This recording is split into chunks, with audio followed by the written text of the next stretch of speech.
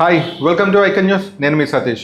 ఈరోజు మనతో పాటు స్టూడియోలో ప్రముఖ రాజకీయ విశ్లేషకులు అడుసుమల్లి శ్రీనివాసరావు గారు ఉన్నారు. వారితో ఏపీలోని వివిధ రాజకీయ అంశాలపై ఒక్కసారి విశ్లేషించేద్దాం. నమస్తే శ్రీనివాసరావు గారు. నమస్కారం అండి. శ్రీనివాసరావు గారు, కూటమి ప్రభుత్వం ఏర్పడి ఒక సంవత్సరం, దాదాపు మన జూన్ 12వ తారీఖుతో సంవత్సరం రోజులు పూర్తయ్యాయి. అయితే ఈ సంవత్సరం కాలం పాటు రెండు విధాలుగా ఆలోచించుకోవాలి. ఒకటి, ఆర్థికంగా తీవ్రంగా నష్టపోయిన ఏపీ ప్రభుత్వాన్ని తిరిగి గాడిలో పెట్టడం ఒక ఎత్తు అయితే, తీవ్ర ఆగ్రహంతో ఉన్న టీడీపీ క్యాడర్ని సంతృప్తిపరచడం రెండో ఎత్తు. అంటే అభివృద్ధి సంక్షేమం ఒకవైపు, పార్టీని సమన్వయం చేసుకోవడం ఒకవైపు.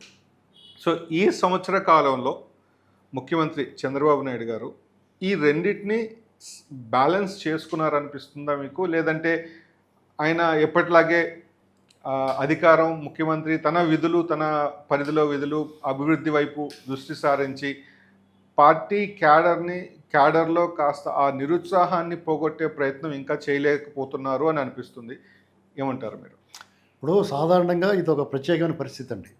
ఈసారి ఎన్నికలు కానీ, కూటమి ప్రభుత్వం ఏర్పడడం కానీ, చంద్రబాబు నాయుడు గారి అడ్మినిస్ట్రేషన్ కానీ ఆయనకు ఒక సవాల్ ఇది. రైట్. ఎందుకంటే గతంలో అనేక సార్లు ఆయన కాంగ్రెస్ తోటి పోరాడారు, జగన్మోహన్ రెడ్డితో కూడా పోరాడారు 14 ఎలక్షన్ ముందు. కానీ ఈ ఎన్నికల్లో 2024 ఎన్నికలు అనేటువంటిది ఒక ప్రత్యేకత సంతరించుకుంది. ఇది ఆయన 19 నుంచి 24 వరకు తెలుగుదేశం పార్టీ పోరాటాన్ని శంకించలేము, కానీ ముఖ్య నాయకులైన చంద్రబాబు నాయుడు గారు, లోకేష్, దేవినేని ఉమ్మ గారు, ఇంకా ఇలా కొద్దిగా పల్చగా కొద్దిమంది పోరాడారు, నో డౌట్ అందులో. కానీ ఆయనకి కొత్తగా కొన్ని వర్గాలు కలిసి వచ్చినాయి. చంద్రబాబు నాయుడు గారి కంటే కొత్త మొఖాలు వచ్చి ఆ పార్టీ తరఫున మాట్లాడి, పాత వాళ్ళు ఎవరైతే ఉన్నారో ఎమ్మెల్యేలుగా చేసిన వాళ్ళు, ఎంపీలుగా చేసిన వాళ్ళు, మంత్రులుగా చేసిన వాళ్ళు అందరూ కూడా ఒక రకంగా 3 ఏళ్ళు దాక్కున్నారు. రైట్. అవును. కొత్త వర్గాలు, కొత్త మనుషులు, అనేక అంతకు ముందు వరకు తెలుగుదేశం పార్టీకి సపోర్ట్ చేయని వాళ్ళందరూ వచ్చి సపోర్ట్ చేసి ప్రజలందరినీ అవేర్ చేశారు. ప్రజలు కూడా తీవ్ర ఆగ్రహవేశాలతో జగన్మోహన్ రెడ్డి మీద కోపంతో చంద్రబాబు నాయుడు గారు రావాలి, ఈయనైతే బాగా చేస్తాడనేటువంటి ఒక ఎత్తు అయితే, కూటమి కట్టడం వల్ల అది ప్లస్ అయితే అన్నీ పాజిటివ్గా ఎలక్షన్ దగ్గరికి వచ్చేటికి అన్నీ కలిసి వచ్చినాయి. ఈ కలిసి రావడానికి ముందు ఒక 4 ఏళ్ల పాటు యుద్ధం చేసిన వాళ్ళు కూడా వాళ్ళది ప్రముఖ పాత్ర. సరే, మొత్తం మీద అలాగైతే ప్రభుత్వం ఏర్పడింది.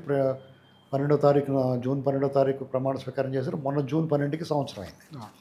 అవాళ ఈ కార్యక్రమాలు చేయాల్సింది మొదటి సంవత్సరం విజయోత్సవాలు జరుపుకుందాం అనుకున్నారు. ఆ రోజు విమాన ప్రమాదం ఒకటి, ఇలాంటి కారణాల వల్ల తర్వాత ఈ యోగాంధ్ర ఈ హడావుల్లో వాయిదా పడి వాళ్ళు చేస్తున్నారు 10 రోజుల తర్వాత. అయితే సంక్షేమ విషయంలో అందరూ చంద్రబాబు నాయుడు గారు చేయగలరా లేదా అనుకున్నారు, చేసి చూపించాడు. పెట్టుబడులు ఆకర్షించడంలో కూడా చాలా ప్రథమ స్థానంలో ఉన్నారు. సంవత్సరం రోజుల్లోనే దాదాపుగా మేజర్ కంపెనీస్ చాలా ల్యాండ్ అయినాయి. పోలవరం కానీ, అమరావతి కానీ చక్కచక్క పనులు మొదలవుతూ ఉన్నాయి. టీసీఎస్ ఇలాంటి ప్రతిష్టాత్మకమైన సంస్థలు తీసుకురావడం కానీ, నిన్నగాక మన కాగ్నిజెంట్, ఇలాంటివన్నీ ప్రభుత్వానికి ప్లస్ పాయింట్స్ ఇచ్చారు. ఈ జగన్మోహన్ రెడ్డి అనేటువంటి ఫ్యాక్టర్ని పక్కన పెడితే ఈ ప్రభుత్వం, కూటమి ప్రభుత్వం, చంద్రబాబు నాయుడు గారు, లోకేష్ గారు, పవన్ కళ్యాణ్ గారు, బీజేపీ వీళ్ళ ఆధ్వర్యంలో కేంద్రం నుంచి సహకారం కానీ, కేంద్ర ప్రభుత్వం వీళ్ళ సఖ్యత కానీ, చంద్రబాబు నాయుడు గారి అడ్మినిస్ట్రేషన్ కానీ చాలా నెంబర్ 1గా ఉంది. సంక్షేమం కూడా ఒక రకంగా చెప్పాలంటే అసాధ్య సాధకుల్లా చేశారు. ఇది అసాధ్యమేమో అనుకున్న కొన్ని అంశాలని వీళ్ళు ఇవ్వలేరు అనుకున్నది కూడా ఇచ్చి చూపించారు. ఇది ఇంతవరకు వాళ్ళు 100కి 200 మార్కులు పడతాయి. ఇక రెండో ఫ్యాక్టర్ దగ్గరికి వచ్చేటప్పటికి అసలు సిసల విషయం ఇదే మెయిన్. వీళ్ళు ఎంత బాగా పెట్టినా, ఎంత బాగా చేసినా, సంక్షేమ అభివృద్ధి చేసినా, ఇప్పుడు మీరు పంట బాగా పండుద్దండి, బ్రహ్మాండంగా పండుద్ది. ఈసారి ప్రతి సంవత్సరం కంటే బాగా పండింది, ఎరగపండింది, దిగుబడి బాగా వస్తుందని గుండెల మీద చేసి పడుకుందామన్న అనుకుంటారు. మీరు కుప్పలేస్తారు, కోస్తారు, కట్టేస్తారు, కుప్పలేస్తారు. కానీ దాని కింద పందికొక్కులు ఉన్నాయనుకోండి, ఆ పందికొక్కులు, పాములు, పొడపాములు, రక్త పింజర్లు అక్కడే తిరుగుతున్నాయి అనుకో, ఆ పంట మీ చేతికి తెచ్చుకోవాలంటే పందికొక్కులేమో ఆ పంటను దులిచేస్తాయి. ఒకవేళ వాటిని కంట్రోల్ చేద్దామని వెళ్తే రక్త పింజర్లు, పొడపాములు, తోసపాములు, విష పురుగులన్నీ, తేళ్ళు, జెట్లు అన్నీ ఉంటాయి. ఈ ఎన్నాటి వల్ల మీరు ఆ పంట చేతికి తెచ్చుకోలేరు. సో బూడిదలో పోసిన ఆ పని శ్రమ అంతా. ఆనందాన్ని మీరు అనుభవించలేరు, ఆ పంటను మీరు అనుభవించలేరు. అనుభవించలేరు. అవును. ఇలాంటి పరిస్థితి ఆంధ్రప్రదేశ్లో ఉంది. ఇది ఒక విచిత్రమైన పరిస్థితి. పోనీ ఈ పాములు తేళ్ళు అన్నిటిని మనం కొట్టి చంపేద్దాం, పక్కతో చేద్దాం, లేకపోతే ఈ తాతల పోలు చేద్దాం అంటానికి దాన్ని ఒక అదృశ్య శక్తి, అదృశ్య వ్యక్తులు, అజ్ఞాత వ్యక్తులు కాపాడుతూ ఉన్నారు అనేటువంటిది ఇవాళకి అందరికీ అనుమానం. ఈ మొదటి అర్ధభాగం, ఈ సంవత్సరాల అర్ధభాగంలో ఎవరికి లేదు అనుమానం. తర్వాత అర్ధభాగంలో అందరికీ అనుమానం వచ్చేస్తుంది. ఓకే. దానికి కారణం ఏంటంటే జగన్మోహన్ రెడ్డి 13 ఏళ్లుగా బెయిల్ మీద తిరుగుతూ ఉన్నాడు. అవును. రఘురామకృష్ణరాజు గారు లాంటి వాళ్ళు ఇతను రూల్స్ వైలేట్ చేయడు, బెయిల్ కండిషన్స్ అని వైలేట్ చేసాడు. ఇతను బెయిల్ ఎందుకు రద్దు చేయకూడదని పిటిషన్ ఇస్తారు. అవును. అదొక తతంగం ప్రహసనంలా సాగింది. ఇవాళకి కూడా కోల్డ్ స్టోరేజ్లో ఉంది ఆ కేసు. రైట్. ఏండి అయితే సిబిఐ కప్పదాట్లు, కుప్పిగంతులు, పిల్లి మొక్కలు అన్నీ చూస్తుంటే ఏం జరుగుతుందో ఈ దేశంలో వ్యవస్థలు ఏమైపోతున్నాయి అనిపించే ఒక బాధ కలుగుతుంది. దాని ఫలితం ఆయన ఎరగొట్టేశారు. పోనీ అతను అధికారంలో ఉన్నాడు కాబట్టి దీన్ని ఎవరు ఏమీ చేయలేకపోతున్నారు అనుకోవడానికి వాళ్ళ బాబాయ్ మర్డర్ కేసులోనూ లేకపోతే వేరే ఇంకా కేసుల్లోనూ అతనికి చలనం లేదు, అతను టచ్ చేయలేకపోతున్నారు. రైట్. అతను అధికారం కోల్పోయిన తర్వాత సంవత్సరం అయిన తర్వాత కూడా వాళ్ళ బాబాయ్ మర్డర్ కేసు కానీ, ఆయన అక్రమాస్తుల కేసుల్లో కానీ, తర్వాత ఈ సంవత్సరం కాలంగా ఈ దర్యాప్తు పేరుతో నడుస్తూ ఉంది. అవును. ఇసుక, మద్యం, మృషికొండ, సర్వే రాళ్ళ మీద ముఖం, అంటే ఆ ముఖం కూడా అలాంటి ముఖం వేసేటు పేడు ముఖానికి మీసం అంటించినట్టు ఉంటుంది. ఏంటండి అలాంటి ముఖాలు వేసి ఏం చెప్దామని అన్ని బర్త్ సర్టిఫికెట్ల మీద, డెత్ సర్టిఫికెట్ల మీద, పాస్బుక్ల మీద తన ముఖం వేసుకుని ఇలాంటివన్నీ రంగులేసి తీసి అధికార దుర్వినియోగం, నిధుల దుర్వినియోగం, ప్రజా వ్యతిరేక నిర్ణయాలు, ప్రజలను మానసిక క్షోభకు గురి చేసి బ్రీచ్ ఆఫ్ ట్రస్ట్, ఇలాంటి రోజు కొంత తప్పులు చేశాడు.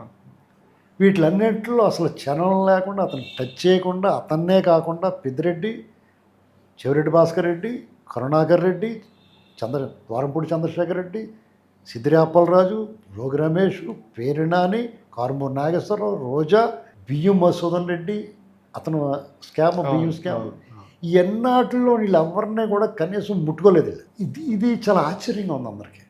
ఇప్పుడు చంద్రబాబు నాయుడు ఒక మాట చెప్పాడు, నన్ను జగన్మోహన్ రెడ్డి అక్రమంగా అరెస్ట్ చేశాడు కాబట్టి నేను అతను అరెస్ట్ చేయమని అడగడం కరెక్ట్ కాదు, నేను చేయను అలాగన్నా. ఆయన్ని, చంద్రబాబు నాయుడు గారిని, తెలుగుదేశం శ్రేణులు ఎవ్వరూ కూడా ఆయన అక్రమంగా వ్యవహరించమని కానీ, దొంగ కేసులు పెట్టమని కానీ, ఎగ్జాక్ట్లీ అడ్డగోలుగా వెళ్ళమని కానీ ఒక్కడంటే ఒక్కడు కూడా అడగడు. ఎందుకంటే ఆ సంస్కారం ఆ పార్టీ భావజాలంలోనే ఉంటుంది.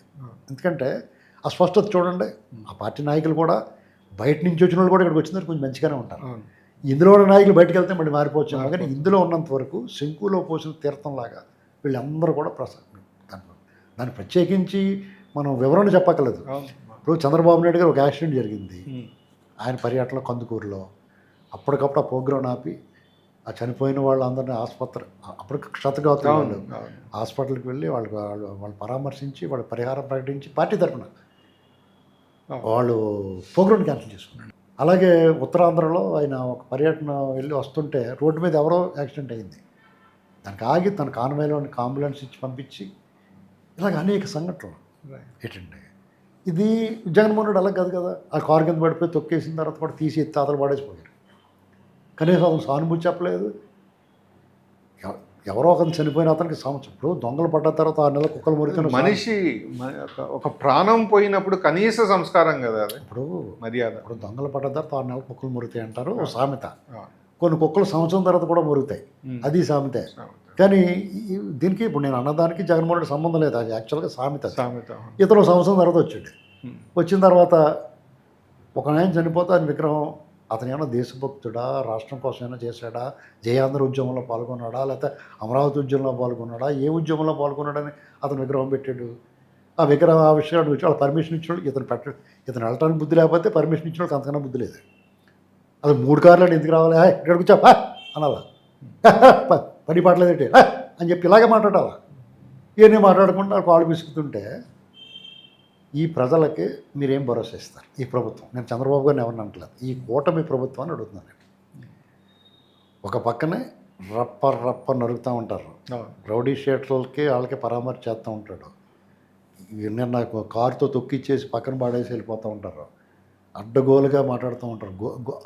తిరుమల తిరుపతి దేవస్థానం మీద విష ప్రచారం చేస్తారు, గోవులు చనిపోయి అంటారు, తొక్కిసలాడైంది అంటారు, క్యూ లైన్లో మనుషులను ప్రవేశపెట్టి అపచారం చేసి దుష్ప్రచారం చేయడానికి ప్రయత్నం చేస్తూ ఉంటారు. మా పక్కన ప్రభుత్వం మీద మద్యం స్కామ్ చంద్రబాబు నాయుడు గారు చేశారంటారు. కొంతమంది పేడ్ ఆర్టిస్టులను పెట్టుకుని అమరావతి ప్రాంతాన్ని వేశ్యల రాజధాని అని మాట్లాడిస్తారు. మళ్ళీ మాకేం సంబంధం లేదంటారు. లేదా ఇంకోటి ఎవడో వచ్చి నవ్వితేనే ఎస్సీ ఎస్టీ చేసి పెడతారని ఒకరి చేత మాట్లాడిస్తారు. ఇలాగా వాళ్ళు ప్రిపేర్డ్గా చాలా పద్ధతిగా అంటుకట్టినట్టు వ్యవహారం గోడగట్టినట్టుగా వాళ్ళంతా చేసుకుంటారు. ప్రతిపక్షంలోకి వచ్చిన ఏమాత్రం భయం లేకుండా అదురు బదిరి లేకుండా బరి తెగించి ఎవరు అంబటి రాంబాబు లాంటి రోజా లాంటి వాళ్ళు వాళ్ళు ఇష్టం మాట్లాడుతున్నారు. పేరు నాని చంద్రబాబు నాయుడు గారు సహృదయత్వం వల్ల ఇంట్లో ఆడవాళ్ళ జోలికి వెళ్ళకపోవడం వల్ల పేరు నాని నా ఇంటికి పెగలేరు అన్నాడు. విడుదల రజనీ గారు ఒక సీఏ మీద కారు అస్పృశ్యత పెద్ద నేరం. ఇప్పుడు ఆవిడ నా కారు ముట్టుకోగానే ఇష్టం మాట్లాడింది. రోజారెడ్డి గారు అయితే లోకేష్ గారిని పప్పు అంటుంది. ఇది వాళ్ళకి మేము చాలా పెద్ద మనిషి స్థాయిగా వ్యవహరిస్తున్నాం, పద్ధతిగా వ్యవహరిస్తున్నాం, చిల్లర వ్యవహారాల్లోకి మేము వెళ్ళము అని అనుకుని ఉండొచ్చు ప్రభుత్వ పెద్ద. కానీ వాళ్ళు చేతకాని కదా. వాళ్ళ కార్యకర్తలు ఉంటారు, వాళ్ళ కొంతమంది అభిమానులు ఉంటారు, పార్టీ కార్యకర్తలు ఉంటారు, సానుభూతి పరులు ఉంటారు, అభిమానులు ఉంటారు. వీళ్ళు కాకుండా ఈ కూటమి అధికారంలో రావాలి, చంద్రబాబు నాయుడు గారు బెస్ట్ అడ్మినిస్ట్రేటర్, తాట తీస్తాడు, తోలు తీస్తాడు, తేడా వస్తే రౌడీజాన్ని సమూలంగా నాశనం చేయడు, ఫ్యాక్షనిజాన్ని మూలమట్టాన్ని తొక్కేసాడు అనేటువంటి పేరు ప్రతిష్టలు ఉన్నాయి. కాబట్టి ప్రజలు నమ్మారు ఓటేశారు. ఈ ఎక్స్పెక్టేషన్స్తో ఉన్న వాళ్ళకి ఇప్పుడు జరుగుతున్న పరిస్థితులు చూస్తే బెత్తరపోయి దిక్కులు చూస్తున్నారు. ఏం చేయాలి అర్థం అట్లా ఏంటి ఇలా జరుగుతుంది అనుకుంటున్నారు. వాళ్ళందరూ జగన్ అంటే భయం ఉంది అలాగే, ప్రజలకు విపరీతమైన భయం ఉంది. అసలు ఇతను ఆ భయంతో ఓడించారు. ఇతను మళ్ళీ వస్తే ఏమవుతుందో తెలియదు, మన ఆడపిల్లలకు భద్రత లేదు, మన ఆస్తులకు భద్రత లేదు, మన బతికే భద్రత లేదన్న ఇదిలో ఉన్నారు. అటువంటిది ఇవాళ మళ్ళీ నేను మళ్ళీ వస్తాను అంటాడు. ఆ దయ్యాన్ని ప్రజలే పట్టి బంధించారు. దయ్యాన్ని మీకు గీతాంజలి సినిమాలో నిమ్మకాయ మళ్ళీ ఎవడో మొత్తం తీసేసినట్టు మళ్ళీ వచ్చేసి నేను మళ్ళీ వచ్చేస్తాను అంటున్నాడు. అందరూ కూడా మేము 2029 మీ సంగతి చూస్తాం, పీకులు నరికేస్తాం. ఒకడేమో గుంటూరు అవతలు నరికేస్తూ ఉంటాడు, గుంటూరు అవతలు లాక్ పడుతూ ఉంటాడు. ఇన్ని మాటలు మాట్లాడుతుంటే అదొక లైను. తర్వాత మల్లాది విష్ణు అన్న అతను ఎవరిదో విగ్రహ ఆవిష్కరణ పెట్టి మళ్ళీ బ్రాహ్మణ సంఘాలను మోపు చేసి అతని పని అతను చేస్తున్నాడు. వాళ్ళు సిస్టమేటిక్గా వాళ్ళ తాలూకు పేడ్ ఆర్టిస్టులు అందరినీ దుకాణాలు సర్దుకుని వెళ్ళిపోయిన వాళ్ళందరినీ లైన్లో పెట్టేసి మాట్లాడిచ్చేస్తున్నారు. ఇంకో పక్కన శ్యామల, నటి శ్యామల ఇలాంటి వాళ్ళందరి చేత అధికార ప్రతినిధి ఇచ్చి బాలకృష్ణ 3 సార్లు గెలిస్తే ఎందుకు గెలుస్తాడంటే అక్కడ అతని పనితీరు నచ్చే గెలుస్తారు. ఎవడో కూడా ప్రజలు పనితీరు బాగోకపోతే ఓవర్ యాక్షన్ చేస్తే ఎవరిని గెలిపించడం. అలాంటిది నువ్వేం చేసావు, ఎక్కడ ఉన్నావు అని అడుగుతుంది. బాలకృష్ణ గారి గురించి సర్వీస్ విషయంలో ఎవడు ఏలేదు చూపించడం లేదు. ఆ మనిషి క్యాన్సర్ హాస్పిటల్ అయినా, నియోజకవర్గమైనా, కరోనా వచ్చినప్పుడైనా, ఏదైనా సమస్య వచ్చినప్పుడు ఆదుకోవడమైనా ఆ మనిషి తర్వాత ఎవడన్నా వాళ్ళు అలా మాట్లాడుతూ ఉంటారు. ఇవన్నీ చూస్తుంటే ప్రభుత్వానికి వీళ్ళు అలాగే మాట్లాడతారు, దాని అన్నిటికి మనం ఏం చేయలేమని అనుకోవచ్చు. కానీ వాళ్ళని అభిమానించే వాళ్ళకి, సానుభూతి పరులకి ఇరిటేట్ చేస్తున్నారు. వాళ్ళు ఇరిటేట్ చేసిన దాంతో ఒక ఎత్తు అయితే మీ ఉదాసీనం, నిదానం అనేటువంటిది వాళ్ళకి రెట్టింపు అవుతుంది. అదే అసంతృప్తి, ఇంక ఏమీ లేదు. ఏంటంటే వీళ్ళు కూడా కోరుకునేది ఏంటంటే అడ్డగోలుగా జగన్మోహన్ రెడ్డిని కాళ్ళు ఎరగొట్టేసి మొగలు చెప్పులు గడి తీసేయమని అడగట్లా. అతను 13 ఏళ్ళ నుంచి బెయిల్ మీద తిరుగుతున్నాడు. ఇతను బెయిలు షరతులన్నీ ఉల్లంఘించాడు.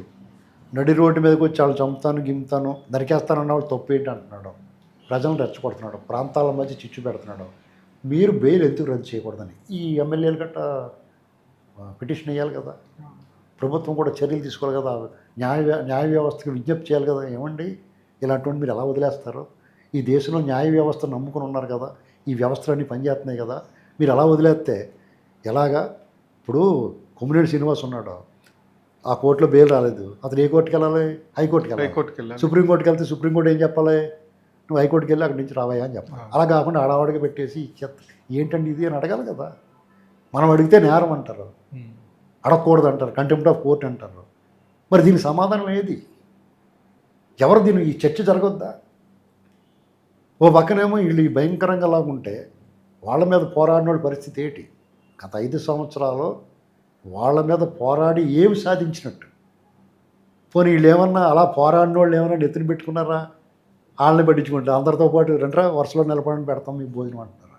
అంటే వైసీపీకి ఓటేసి 40% వాళ్ళు కూడా మీరు పొట్లాలు పంచి పెడుతున్నారు. పంచిపెట్టదనను కానీ మీరు వెనక ముందు చూసుకోవాలా. ఇప్పుడు పెడితే అందరికి ఆకులో పెట్టాలా, లేదా అందరికీ కంచాల్లో పెట్టాలి. అయినోళ్ళకి ఆకులోని కానివాళ్ళకి కంచాల్లో పెట్టకూడదు. ఆ పని కూడా చేస్తున్నారు. ఇవన్నీ ఒక ఎత్తు అయితే మామూలుగానే సహజంగానే ఒక రాజకీయ పార్టీకి కొన్ని అసంతృప్తులు వస్తాయి, కొన్ని అనివార్యతలు ఉంటాయి. కూటమి కట్టినప్పుడు ఏంటి కొన్ని టికెట్లు త్యాగం చేయటం, కొన్ని పదవుల వాళ్ళకి అప్పుడు దాకా కాగితాలు ఏరుకునేవాడు కూడా పెద్ద పదవి వచ్చేది. రోడ్డు మీద కాగితాలు ఏరుకునేవాడు పెద్ద పదవిలోకి వెళ్ళిపోతాడు. సుడి అనమాట. ఇంకోటి ఏంటంటే అప్పటి వరకు 4 ఏళ్ళ పాటు అడ్రస్ లేకుండా ఉండి 5వ సంవత్సరం వచ్చిన ఉంటాడు. అసలు ఎలక్షన్ 10 రోజుల ముందు వచ్చినోడు ఉంటాడు, ఎలక్షన్ అయిపోయిన తర్వాత వచ్చినోడు ఉంటాడు. వాళ్ళందరూ మిఠాయి పొట్టడం ఖర్జూరం జీళ్ళు తినేస్తుంటే మిగతావాళ్ళకి ఎలా ఉంటుంది? దాన్ని అన్నీ సరి చేసుకుంటూ మామూలుగా కష్టతరమైంది. ఆ పని చేసుకోవాల్సింది పోయి అసలు వీళ్ళు అది అడుగుతలేదు. పాపం మా పదవులు లేదు, మా బదులు ఆడికి ఇచ్చారు, కనీసం మమ్మల్ని పట్టించుకుంటుంది నీది ఎవరు అడగట్లా. వీళ్ళ అదృష్టం. ఎందుకంటే చిన్న గీత ముందు పెద్ద గీతలాగా జగన్ కనపడుతున్నాడు. అందుకనే జగన్ కూడా అలా ఉండొచ్చున్నారేమో అనుకున్నాను నేను. జగన్ ఇష్యూ అలాగే ఉంటే మిగతా ఇష్యూలు మాట్లాడకుండా అతని గురించే మాట్లాడతారు వీళ్ళు. అతను పట్టుకో, అతను కొట్టు, అతను తిట్టు అంటారు, మిగతా విషయాలు అడగరని అనుకుంటున్నారేమో అనుకున్నాను. ఇది కరెక్ట్ కాదు. ఎందుకంటే సాగినంతకాలం ఎవడైనా తన మంత్రులు వాళ్ళు లేడనుకుంటారు. జగన్ కూడా అలాగనుకున్నాడో, అంతకుముందు రామారావు గారు అనుకున్నారో, చంద్రబాబు గారు అనుకున్నారో, కేసీఆర్ అనుకున్నాడో, ఎవరైనా అలాగ అనుకున్నారు. ఒక్కసారి బొమ్మ తేడా వచ్చిన తర్వాత విరిగిన మనసుని పగిలిన అద్దాన్ని ఎవడో అతకలేడు. చంద్రబాబు నాయుడు గారిని అందరూ తిడతారు అనుకుంటాం, కొంతమంది తిడతారు బయటకు వచ్చి. ఆయనకి అత్యంత సన్నిహితంగా ఉన్నవాళ్ళు తిడతారు బయటకు వచ్చి. ఏంట్రా ఇతను అంత అత్యంత సన్నిహితంగా ఉన్నాడు ఎందుకు తిడతాడంటే ఇలాంటి ఏదో జరిగి ఉండొచ్చు, వాళ్ళకి ఏదో చేదు అనుభవాలు ఎదురు ఉండొచ్చు. చుట్టూరు మాఫియాని పెట్టుకోకూడదు. ఇవన్నీ చూసుకోవాలి జాగ్రత్తగా. చాలా సింపుల్ ఇవన్నీ. దీనికి పెద్ద రాకెట్ సైన్స్ ఏమకల. అవును. ఇప్పుడు ఇది నలుగురి చేత మెప్పు పొందాలంటే చాలా వెరీ సింపుల్ రాజకీయ నాయకుడికి. పోనీ వాళ్ళు ఏమైనా కష్టపడతలేదా? బ్రహ్మాండం కష్టపడతాం. వాళ్ళు ఏమైనా సాయం చేయట్లేదా? బ్రహ్మాండం సాయం చేస్తాం.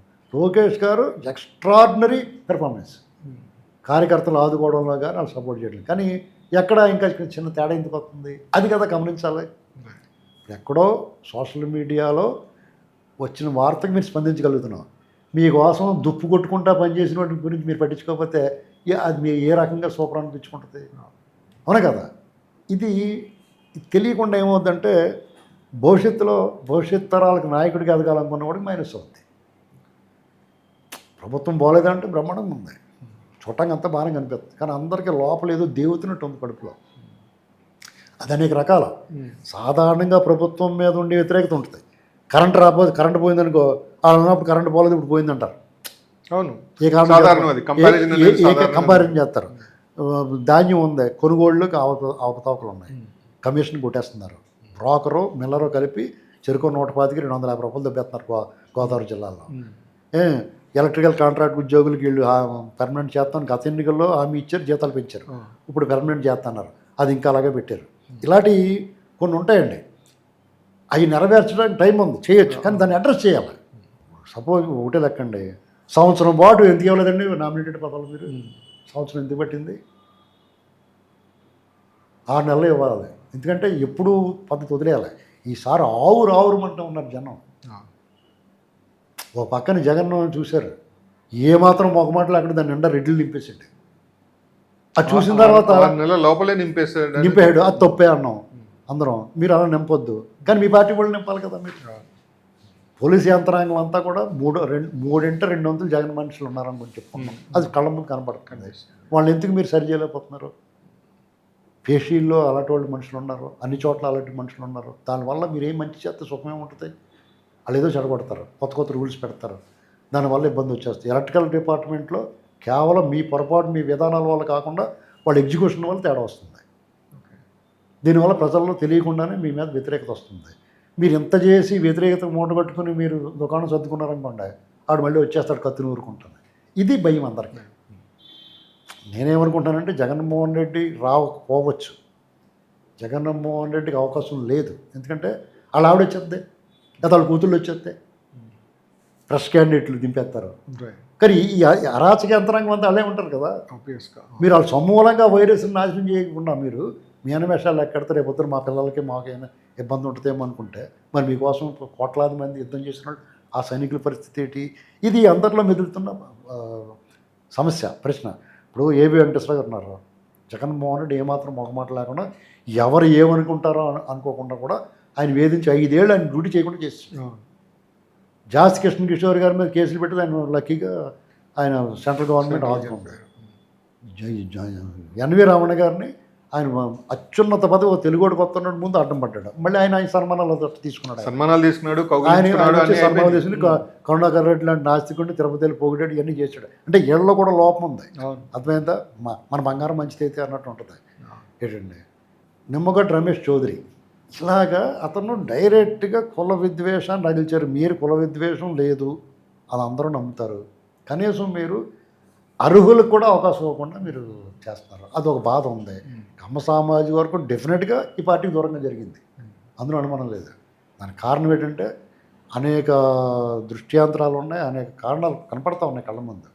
మీరు వాళ్ళ దగ్గర చేసి మీ P4లు గట్టా చేయాలంటే మీరు కొన్ని కుటుంబాలు మీరు పోషిస్తున్నారు. తెలుగుదేశం పార్టీ మోస్తుంది కొన్ని కుటుంబాలు, వాళ్ళ నుంచి ₹1 కూడా రాదు, మీకు ₹1 కూడా రాదు. కానీ మీరు ఎవరైతే ఏ సామాజిక వర్గాన్ని అయితే దూరం నెట్టేస్తున్నారో వాళ్ళే మీ పథకాలకి మీ కళను నెలవేర్చే వాళ్ళు వాళ్ళే. వాళ్ళందరూ దూరంగా జరిగిపోతే మాకు ఎందుకు రానుకుంటే మీ P4 P2 కూడా అవ్వదు. ఇది ఓపెన్గా చెప్తున్నారు, ఇది సూచనగా తీసుకోవాలా. మా మీద నెగిటివ్గా ఇదేట్లా మాట్లాడుతున్నాం. నిన్నదా మేము ఎప్పుడూ సపోర్ట్ చంద్రబాబు నాయుడు గారు భక్తులు మేము. నేను ఓపెన్గా చెప్తున్నా, భక్తుడు కూడా కోపం దేవుడిని ప్రశ్నిస్తాడా? ఏంటండి ఖచ్చితంగా భక్తుడు దేవుడిని ప్రశ్నిస్తాడా? అక్కడ చిరాకు వచ్చినప్పుడు, బాధ వచ్చినప్పుడు, కష్టాన్ని తట్టుకోలేనప్పుడు ఏమయ్యా ఇది అని చెప్పేసి అడుగుతాడు. నడిరే ఏ జాములో అన్న పాట పెట్టి అర్థమైపోతుంది మీకు. కాబట్టి ఒకటి గుర్తుపెట్టుకోవాలి, తెలుగుదేశం పార్టీ అయినా కూటమి పెద్దలైనా ఎవరైనా సరే వాళ్ళు సంవత్సరం సంబరాలు చేసుకునే ముందు గుండెల మీద చేసుకుని ఇలా మనశాంతిగా మీరు పెన్షన్లు ఇచ్చారు, మీరు ఇవ్వకపోతే జగన్ వచ్చినా ఇస్తాడు, నేను వచ్చినా ఇస్తాను.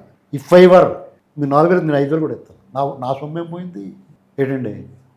కాబట్టి అది మీరు పెద్ద గొప్పగా చెప్పుకోకూడదు.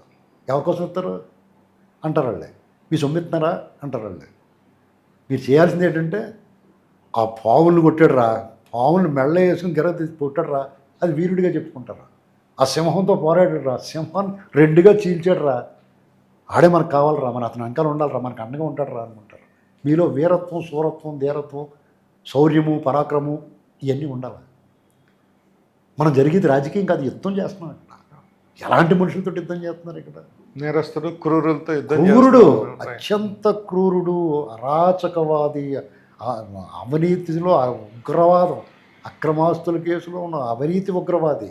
అసలు ఇక అతను పదాలు లేవు తెలుగు భాషలో అతను చెప్పడానికి. నీచ బుద్ధి కలిగిన వాడు, అసూయ బుద్ధి ఉన్నవాడు, అసలు బాధ్యత లేనివాడు, అన్ని అవలక్షణాలు ఉన్న మనిషి. అలాంటి వాడిని మీరు డీల్ చేస్తున్నప్పుడు ఏదో క్యారమ్స్ బోర్డు ఆడినట్టు ఆడితే కుదరదండి. ఇక్కడ అతన్నే చావుగొట్టి చెవులు మూసేయాలా, గంపేసి కప్పెట్టేయాలా, నోరెత్తే ముఖం పగిలిపోద్దురు అనుకోవాలా. మరి ఇవన్నీ జరగాలంటే పోలీస్ డిపార్ట్మెంటు ఇలాంటి డిపార్ట్మెంట్లని సరైన వాళ్ళు ఉండాలి. రోజాని ఇప్పుడు రోజాని అరెస్ట్ చేయలేదంటే కొన్ని వార్తలు అనపడుతుంది, నిజం ఒకటి తెలియదు. ఎవడో ఒక ఆఫీసర్ బాగా కాపాడుతున్నాడు, ఎవరో ఒక మంత్రి గారు కాపాడుతున్నాడు అంటున్నారు. మంత్రి గారు అదే అంటున్నారు. పూర్తిగా ఇన్ఫర్మేషన్ ఉంటే నాకేం భయలేదు, పేరే చెప్తాను నేను. నిప్పులేందే పొగరాదు కదా. ఎవరు కాపాడుతున్నారు, ఎందుకు కాపాడుతున్నారు, అది నిజమే అనిపిస్తుంది. ఆవిడ ఏమి చేయకపోతుంది. పెదిరెడ్డి ఆడితో డీల్ అయిపోయింది, కొమ్మక్క అయిపోయింది, రకరకాల మాటలు వస్తున్నాయి. మరి నిజమే అనిపిస్తుంది. కానీ మీరు అలాంటి కాదు. ఇప్పటి వరకు చంద్రబాబు నాయుడు గారి చరిత్రలో కరప్షన్ అనేటువంటిది లేదు. కాబట్టే 4సారి ముఖ్యమంత్రి అవ్వగలిగాడు. ఎలాంటి పరిస్థితుల్లో కూడా ఆయన కరప్షన్ అనేటువంటి మచ్చలు లేదు ఆయన మీద. ఎవడన్నా మాట్లాడినా కానండి, నిప్పులాగా ఉన్నాడు ఆయన. మరి ఇవాళ ఈ మాటలు వస్తుంటే మాలాంటి వాళ్ళకి, మిమ్మల్ని 78 నుంచి చూస్తున్న వాళ్ళకి ఒక రకమైన ఆవేదన రాదా? మీ తరపుని మీకంటే ఎక్కువ పోరాటం. మా కుటుంబం మమ్మల్ని తిడితే మాకు బాధ రావాలని మాటలు వస్తున్నాయి, మిమ్మల్ని తిడితే మీకంటే ఎక్కువ బాధపడ్డారు. కాబట్టి మీ అభిమానులు, కార్యకర్తలు బాధపడితే మాలాంటి వాళ్ళు కూడా దురదెక్కిపోయి, దోలెక్కిపోయి, కందకలేని దురద కత్తిపెట్టుకి ఎందుకు అన్నా సరే మాట్లాడాం. ఒక రకంగా చావు అంచులకి వెళ్ళి మా వెనకాల తిరిగి ఎప్పుడు చంపేస్తారా అని భయం వేసింది మాకు. నేను ఒకటి మాట చెప్తున్నానండి, ఇది నేను చెప్పచ్చు చెప్పకూడదు తెలియకూడదు, ఏబీ గారికి నోటీస్ రాకుండా చెప్పకూడదు. ఏబీ గారు నేను చాలాసార్లు కలిసినప్పుడు పోలీస్ డిపార్ట్మెంట్ని దాదాపు నాకు తెలిసి 100 మందిని టచ్లోకి వచ్చి మాట్లాడి పనిచేయండి రా, అందంగా నిష్పక్షపాతంగా పనిచేయండి, ధర్మం వైపు పనిచేయండి అని ఏబీ గారు చెప్పించండి. నేను చెప్తాడు వినరు. ఆయన ఒక స్థాయిలో ఉన్న మనిషి, రేపు పొద్దున అధికారంలో రాగానే మంచి పొజిషన్లో వస్తాడు, మీకు కూడా మంచి అవకాశాలు ఇస్తారు అని చెప్పి వాళ్ళ చేత అటు ఇటుగా ఉన్న వాళ్ళందరి చేత పనిచేయించాం. ఓకే. ఇది స్లీపర్ సెల్లా పనిచేస్తుంది. ఏబీ గారు కృషి చిన్న కృషి ఏం కాదు. ఆయన కొంచెం మంచి పొజిషన్లో ఉండాలని కోరుకుంటాం కదా మనలాంటి వాళ్ళు. ఇప్పుడు ఆయనకి ఏదో పదవి ఇచ్చారు, అది కాదు, ఆ ఇగ్నోరెన్స్ నిర్లక్ష్యం అనేటువంటి కళ్ళ ముందు కనిపిస్తూ ఉంది. ఇప్పుడు మీరు ఇవ్వటమే కాదు, ఇచ్చిందిగా బాగా ఇచ్చాడు అని కూడా అనిపించుకోవాలి. అలాగని చెప్పి మీరు ఇవ్వలేదంటే కష్టపడ్డ వాళ్ళు చాలామందికి ఇచ్చారు, మీరు కాదంటలేదు. ఎక్కడో లోపం ఉంది, ఈ అసంతృప్తి లోపం ఏంటి, కార్యకర్తల అసంతృప్తి లేదు అని అనద్దు. ఉంది, లోకల్ నాయకుల వల్ల ఉంది, మీ వల్ల ఉంది, అగ్రనాయకత్వం వల్ల ఉంది, ఇవన్నీ సరి చేసుకోవాలి. ఇప్పుడు చిన్న ఎగ్జాంపుల్ చెప్తానండి. హైదరాబాదు నుంచి మీడియా హౌస్లన్నీ హైదరాబాద్లో ఉన్నాయి. ఒక 15-20 యూట్యూబ్ ఛానల్స్ టీడీపీకి అంతే పనిచేసినాయి. మిగతా వాళ్ళందరూ కూడా జగన్మోహన్ రెడ్డి కొనేసుకోవడమో పెద్ద పెద్ద మూటలు ఇవ్వటమో చేశాడు.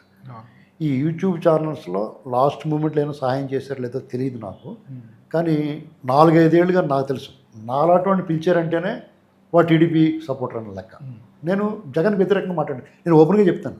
అతను అరాచకానికి వ్యతిరేకంగా మొగమాటలాగా మాట్లాడాను. నేను అతని వ్యతిరేకమని చెప్పాను, అతను రాకూడదని చెప్పాను. కాబట్టి నన్ను పిలిచాడంటేనే టీడీపీ ఒకటి, టీడీపీ సపోర్టర్ కింద లెక్క.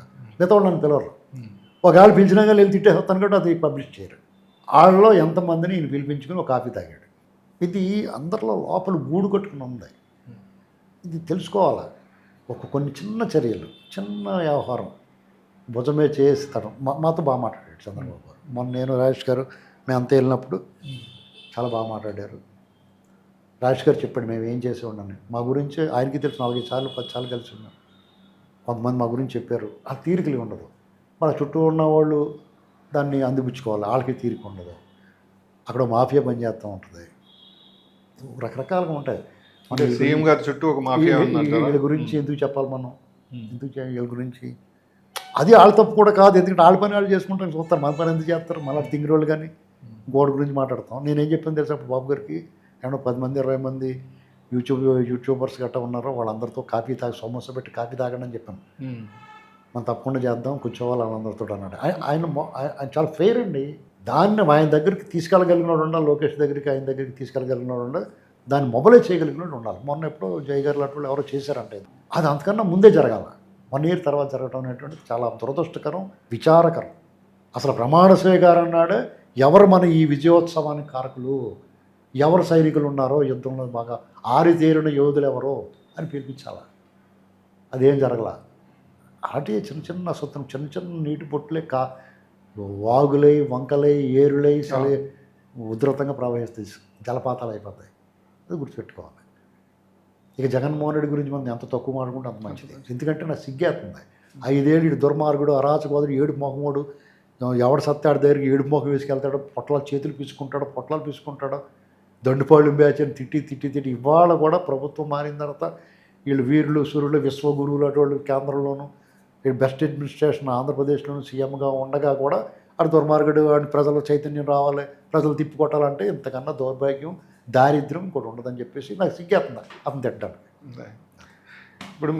ఇప్పుడు మీరు 2 విధాలుగా చెప్పారు.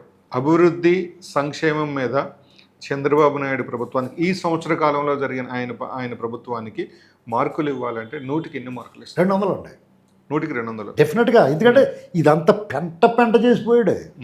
అసలు మీరు దండుపాళ్ళు బ్యాచ్ అని ఎందుకన్నానంటే అర్థమైంది, వాళ్ళు దొంగతనానికి వెళ్తారు. మీరు గురించే కాదు, గత 4 సంవత్సరాల నుంచి మీరు అదే మాట చెప్తున్నారు, దండుపాళ్యం బ్యాచ్. అసలు నేనే పెట్టిన వాళ్ళకి అప్పుడు కొన్ని దొంగతనాలు, కొన్ని ముఠాలు ఉంటాయి. భారతీయ ముఠా ఉంది, దండుపాళ్యం బ్యాచ్ ఉంది, స్టోర్టపురం గ్యాంగ్ ఉండేవారు, భారతీయ రకరకాల ముఠాలు ఉన్నాయి, బీహార్ గ్యాంగ్. వీళ్ళు ఏం చేస్తారంటే దొంగతనానికి వెళ్తారు, దోచుకుంటారు, వచ్చేస్తారు ఒక రకం.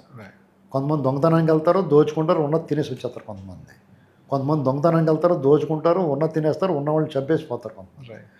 కొంతమంది ఏంటంటే దొంగతనానికి వెళ్తారు, దోచుకుంటారు, ఉన్నది తినేస్తారు, వాళ్ళు అత్యాచారాలు చేసి చంపేసి అక్కడ మల విసర్జన చేసి వెళ్తారు, అని తిని అక్కడే ఎరుగుతారు అన్నమాట. అలాంటి వాళ్ళు ఈ జగన్ బ్యాచ్. అందుకనే దండుపాళ్యం బ్యాచ్ అన్నమాట. అంటే శవాలను కూడా రమిస్తారు వాళ్ళు, చంపేసి శవాలని రమించే మనుషులు వీళ్ళు. నేను ఓపెన్గా చెప్తున్నాను, అంత క్రూరులు. వాళ్ళని ఎలా డీల్ చేయాలి మీరు? ఏమక్కర్లేదండి. మీరు నేనేమనుకున్నానంటే మొదట్లో వీళ్ళు ఇచ్చిన హామీలు నెరవేర్చి అప్పుడు వీళ్ళు పని పడతారు అనుకున్నాను. ఎందుకంటే అది కరెక్టే. ఎలాగంటే మీకేమో ప్రభుత్వం తీసుకొచ్చి వాళ్ళకి మీకు తేడా ఏముంది, మీరు వాళ్ళతో కక్ష తీర్చుకుంటే ఎలాగా, మీరు ఇచ్చిన హామీలు నెరవేర్చాలి కదా అని ప్రశ్న వస్తుంది. ఆ ప్రశ్నకి రాకుండానే చేశారు వీళ్ళు. అయినా సరే ఇప్పుడు మిఠాయి పొట్టంలో దొరికాడు. వాళ్ళందరూ కూడా ఆ గోతులకు ఆళ్ళే దిగుతున్నారు వచ్చి. మీరేమీ లాక్కు రావట్లేదు, మీ పోలీసులు ఏం పని చేయట్లేదు, మీ పోలీసులు అసలు ఏమీ చేయట్లేదు.